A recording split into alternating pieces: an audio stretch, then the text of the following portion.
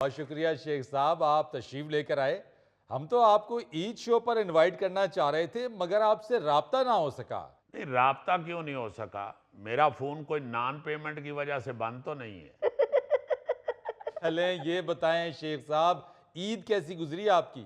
फरीद साहब, ईद की खुशियां बचपन वाली नहीं रही। ईद पे नए सूट के साथ 1 रुपया ईदी होती थी, ओहो।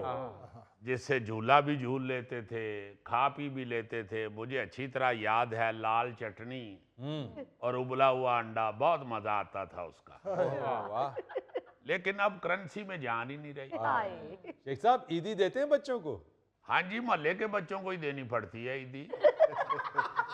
और मोहल्ले के बच्चों को मैं ईदी देता हूँ, और जो मेरे फेवरेट बच्चे हैं उनको बल्कि ज्यादा ईदी देता हूँ। वाह वाह वाह। फरीद साहब, बहुत मुश्किल में है इस वक्त आम आदमी बेचारा। इस बार तो रमजान भी बहुत ठंडा था, लोगों का कारोबार नहीं लगा, माली मुश्किलात की वजह से लोगों ने रास्ते बदल दिए, बाजार बंद कर दिए, शहरों में कोई हालात नहीं है। हाय। ईद शबरात बहुत ठंडी हो गई है अब तो। हालात इतने खराब हैं कि बाजार खाली है, दुकानें खाली हैं। एक साहिब हैसियत ने 15,000 रुपए मांगे मुझसे। मैंने पूछा कि क्या करना है? कहता है जी बिल जमा कराना है, मीटर कट जाएगा मेरा। आप देखे ना, गरीब आदमी बेचारा तो इस तरह चल रहा है। हाय। और जो पढ़ा लिखा इंसान है वो ज्यादा थका हुआ है। अच्छा। जिन दुकानों में 14-14 सेल्समैन काम करते थे, वहां सिर्फ 4 नजर आते हैं। मैं माफी चाहता हूं, मैं सेल्समैनों की बात कर रहा हूं। आप तो माशाल्लाह दानिश्वर लोग हैं, आर्टिस्ट, फनकार आदमी हैं। हाँ। शेख साहब, आप ठीक कह रहे हैं, मार्केटें खाली हैं। मेरी अपनी भी मार्केट है, उसकी 18 दुकानें खाली हो गई हैं, अच्छा। क्योंकि बाजारों में कोई खरीदारी नहीं है। लोगों के मसाइल बहुत ज्यादा हो गए हैं। हाय। मैंने तो दुकानदारों से कहा कि यार आप दुकानें खाली ना करें, आप किराया ना देना, सौदा लगाएं, जितना बिकेगा आधा आधा कर लेंगे। मगर लोग बेचारे बहुत परेशान हैं। बहुत सारे लोग जेलों में हैं। दुआ करता रहा हूं कि वो अपने अपने घरों में वापस चले जाएं। जी जी शेख साहब, आपने ईद के बाद मीडिया वालों को बताया था कि आपने रो रो के दुआएं मांगी हैं। जी हाँ, मैंने तो अल्लाह से रो रो के दुआएं मांगी हैं कि या अल्लाह, हमारे मुल्क को उस जगह ले जा जहां लोग सुकून से जिंदगी गुजार सकें। बहुत रोया हूं मैं, बहुत रोया हूं। हाय हाय हाय। ना इस तरह करे, हाय हाय ना करे, मेरा फिर रोना निकल जाए। मुझसे गरीब की हाय हाय नहीं सुनी जाती। मैं क्या बताऊं आपको फरीद साहब, जी। मैं अच्छा भला हंस खेल रहा था, आराम से बैठा हुआ था, पीछे से मेरे मुलाजिम की आवाज आई है, हाय हाय। मैंने रोना शुरू कर दी। मैंने उठ के देखा, मैंने कहा देखूं इस बेचारे ने क्यों हाय हाय की है। क्या? जब मैं करीब गया तो वो मोबाइल पे कतरीना कैफ का गाना देख के कर रहा था हाय हाय। मैंने फिर उसे डांटा, मैंने कहा बेटे बताओ तो सही, कौन सी हाय हाय कर रहे हो? कतरीना कैफ वाली या गुर्बत वाली? शेख साहब, ये अपने गुनाहों की माफी के लिए रो रहे थे या मुल्क के हालात के लिए रो रहे थे?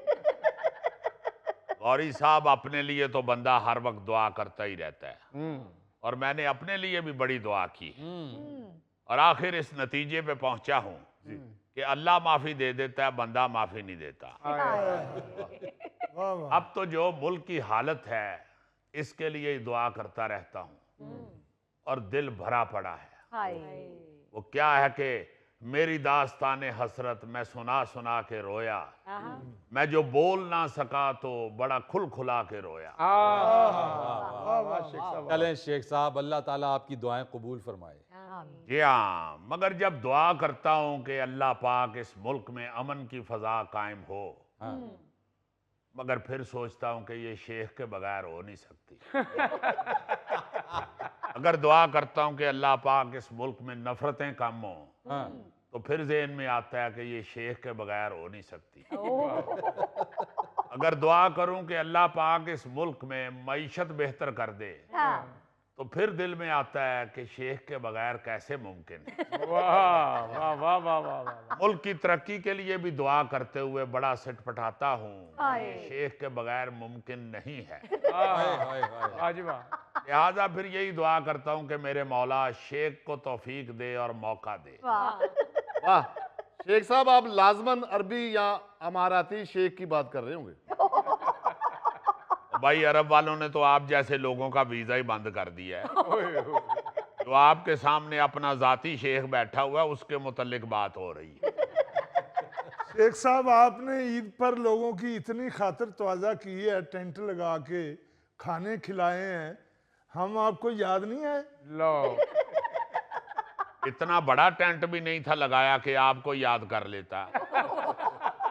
आप पहले ये तो दुआ करें अल्लाह पाक हमें दोबारा हुकूमत में लाए, तो आप देखेंगे यहाँ दूध और शहद की नहरें बहेंगी। लोग शीरीं फरहाद को भूल जाएंगे, शीरीं रशीद को याद रखेंगे। और शीरी रशीद ने जी, शेख रशीद। गौरी साहब एक मौका मिल लेने दें, इंशाल्लाह आपको शेख रशीद ही शीरीं लगेगा।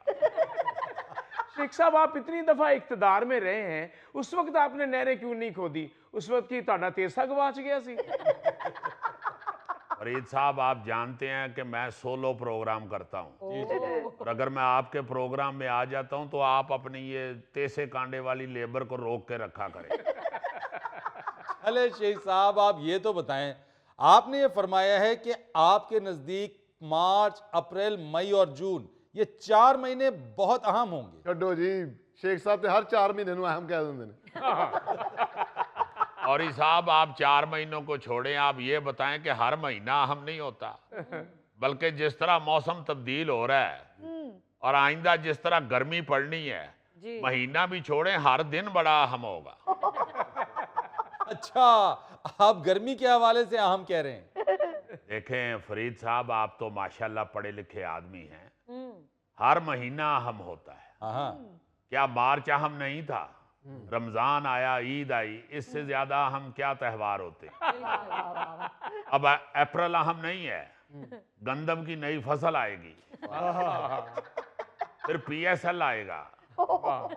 मई अहम नहीं है, हाँ। नए कूलर लगाने पड़ेंगे, और जून में फिर बड़ी ईद आ जानी है। इससे ज्यादा अहम क्या बात हो सकती है? और आप देख लीजिएगा इंशाल्लाह जून में कुर्बानी जरूर होगी। जून तो बहुत अहम है शेख साहब, उसमें तो मैंगो भी आते हैं। देखो जरा जेड़ा छिलना समेत चूप जाता है।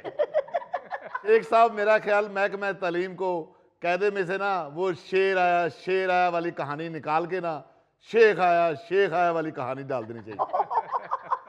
गौरी साहब आपको फिर ये भी याद होना चाहिए कि उस कहानी के आखिर पे शेर आ भी गया था, इसलिए इंशाल्लाह शेख भी जरूर आएगा।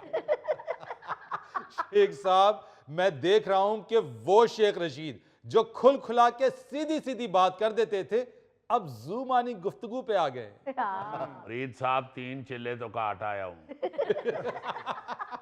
अब तो आप मुझसे किसी को दंदी कटवा लें, वो मुझसे सूट कटवा लें, वो गन्ने की गंडेरियां कटवा लें, चिल्ला काटने की अब मुझ में हिम्मत नहीं है। हाय हाय हाय।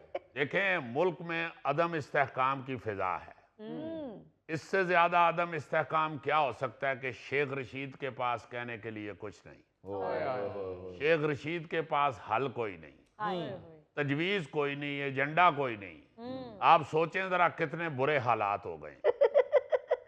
ये तो आप कह रहे हैं ना शेख साहब, हुकूमत कहती है मईशत दुरुस्त सम्त में है, महंगाई निचली सतह पर है, और तो और हुकूमत ने पेट्रोल की कीमतों में कमी की है, बिजली के निर्खों में कमी लेकर आई है, और क्या चाहिए आपको? फरीद साहब ये सारी कहने की बातें हैं, कुछ भी ठीक नहीं हो रहा। आप मीडिया की बातों पे